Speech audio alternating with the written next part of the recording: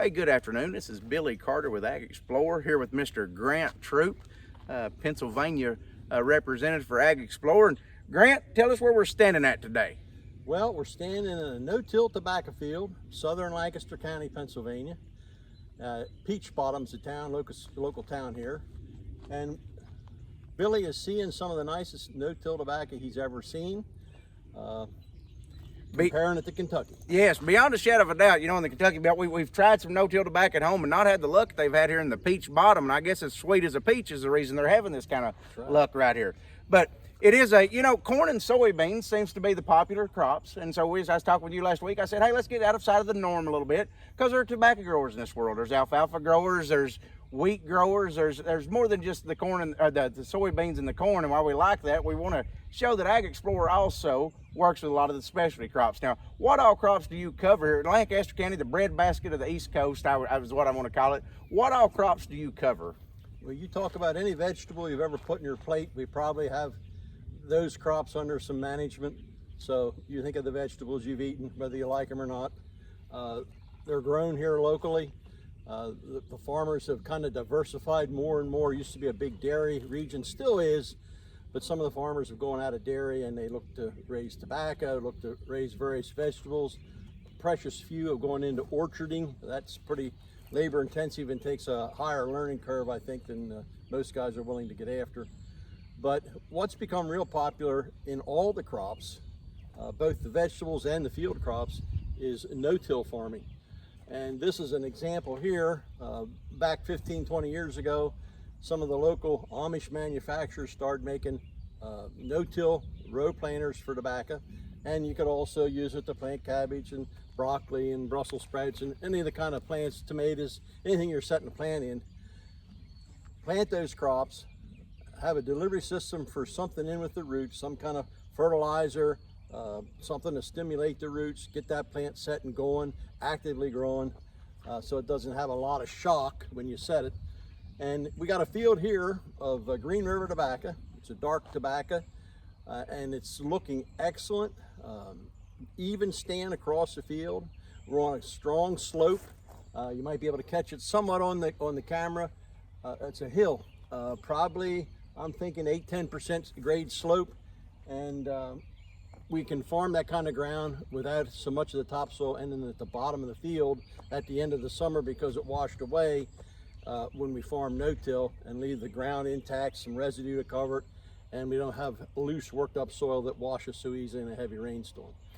You know, talking about heavy rainstorms, I'm hearing some low thunder in the background. What's the growing season been like in Pennsylvania this year? Was y'all wet? Have you been mild? What's the challenges, or have there been any weather challenges this year? Well, we come out of the winter in a drought. As we go south from Peach Bottom into northern Maryland, they're still behind in rainfall. In a drought situation, although we've had enough of rain even in that area to keep the crop growing pretty nice. Early in the season, we had a lot of cool weather. Enough of wet weather kind of kept us out of the field some, but then there'd be spurts with dry days and everybody rushed to the field and planted. I think most guys waited till the ground did get dry enough to plant. I had guys call me, you know, do I think it's dry enough to plant? I'd say, well, give it the old roll the dirt in your hand, and if you can roll a ball up and make mud, like a mud ball out of that ground after you pick it up off the ground. I said, that's maybe too wet. I said, if you got to get the job done, run your finger into that mud ball, and if it crumbles apart, I said, I'd go and plant because it's, you know, because of the time of year, it's time to get it in. But if your thumb's stuck into the mud ball, I'd say stay out of it because you're going to create more problems for yourself by planting than just waiting for better weather. So we had cool weather. The crop was behind schedule, slow growth early on. Some farmers had slug damage and other challenges with slow growing conditions, but we've had a lot of heat in the last 2 or 3 weeks. The crop's really caught up, and across the area, the crop looks really good, but we do have that underlying drought in the subsoil that if we don't get timely rains throughout the rest of the growing season, we could have water issues, have enough water to make that kind of crop we're looking for. You know, you talked about earlier in furrow and able to deliver nutrients and stuff with your no-till and things of that nature. What are some things that you all have done to battle and to get ahead where you said the crop caught up? What have you done? Has it been fertilized placement? Has it been changing hybrids, varieties? What have you done to offset that rough start right there? Well, I don't know if we take measures at planting time to offset a rough start, although anytime we're planting a crop, it's early, it's cool, nutrients aren't quite as available as they are in the middle of the summer. So yeah, that plant's going to struggle for the resources it needs early. So we'll try to put some soluble nutrient in the transplant water or in furrow with the corn planter and bean planter. Some soluble nutrient, get maybe some PGR material. We have an Architect product that we like to get in furrow. That's got GABA, seems to really develop a fast growing, more stout plant, a more hardy plant. So I really like to get that in furrow. Maybe some micronutrients depending on the soil test and what you know is available in that soil. Do some things like that, some humics, fulvics, some sugars. I like to see sugar in the furrow or in the transplant water, and we have one called Octane that is really good at getting a plant started. And I think you can almost follow that through to yield from that kind of a sugar, because we've seen two hot spots for sugar, our Octane product. One's at planting in the transplant water or in the seed furrow, and the other's right at the transition between vegetative to reproductive stage on all your grain crops. If you get a product on foliar at that point, seems to really stimulate the plant to bump yield. So Absolutely. Certain things at the right time, very important. I agree with you. And I think that goes back and helps trump if you get started late, and it's about building a house. You got to have foundation. You can't go out and just put something down, hope for the best, then call you and say, hey, Mr. Troop, I've got this crop planted, it's looking terrible, and you go out and you're behind the 8-ball, and then you're just kind of throwing stuff up against the wall hoping it's going to stick, right? It needs to be a program approach. Yep. In this particular tobacco field, the grower started with charge at a couple quarts. He had some impact PK in to help with some root disease issues, and some Premier Pack Advanced to solubilize some nutrients, give us a broad spectrum micronutrient package with a fair level of your big three disease fighting minerals, zinc, copper, and manganese. And then also a little bit of Impact PK, Premier Pack Advanced, and Charge. Yeah, those three. That was what's got on it right there. And then he comes back later on over the top, and he usually rotates.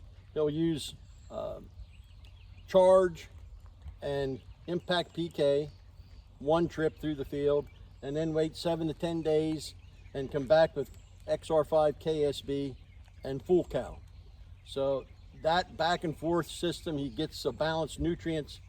And if he does notice any extra disease issues, I usually encourage, a pint or two of Premier Pack Advanced and those kind of issues. He's been a historic user of our On Guard product, and he actually had some left in the shed today, and we talked about that. And I said, I think the Premier Pack Advanced is a good replacement because you have those disease-fighting minerals, zinc, copper, and manganese, in higher levels in the Premier Pack Advanced than we ever had in the On Guard. So a good thing to suppress disease. My takeaway from that obviously is program. And Grant, you get the opportunity to work with several high yielding individuals in the NCGA contest, soybean contest, wheat contest. You've put some winners on the stage at the Commodity Classic every year. Program approach is the same thing they're doing also, I guess, is how you're working that, not just on your tobacco, but also on your produce, your row crop. Yep, everything. You got to take a good hard look at the soil test reports, understand what kind of extractants the lab's using, what that lab's numbers mean, so that you can make a good recommendation. And just like this tobacco crop, I mean, we had fertilizer in furrow, but that's not going to grow the whole crop. You want to have basic good, not just good, excellent soil fertility from the field, from one side to the other, and from one end to the other, so that as those roots grow, they encounter everything they need as they grow. And I did have one thing I wanted to share with you, Billy. Yes, sir. Say this is the stalk of the plant from my elbow down, and these are the roots down here. My fingers are the roots.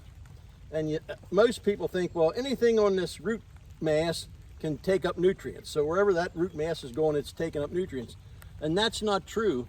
The only thing that takes up nutrients in the root system is out at the very tips, like the tips of your fingers. If you're going to use your hand for an example of your root system, the very tips, now my fingers aren't still growing, but the root hairs would symbolize the tips of your fingers. And as they grow a new front of root hairs, and that's where all the uptake of nutrients is. So you've got to have nutrients where those root hairs are. And the nice thing is, if you have nutrients where the root hairs are going, you got something to make them grow to go get more. So high yield, you got to have fertility, side to side and end to end. Because if you don't, if you band things, roots grow through a band, not to a band. I mean, they'll grow to it, not out of design, but they just grow out, they'll get that band, maybe proliferate in the band somewhat, but then they go right on through it. And then all these other roots going up into the plant, like my fingers, they're just conduits or piping, no uptake in that old root. That's right. Well, Grant, we appreciate you stopping us by Jonas's farm today. Me and you're going to tour a little bit of PA, so we'll have some more videos on here as we look at these crops. Thank you all for watching. Thank you all for supporting Ag Explorer, and you all have a great day. Perfect. I give it to Josh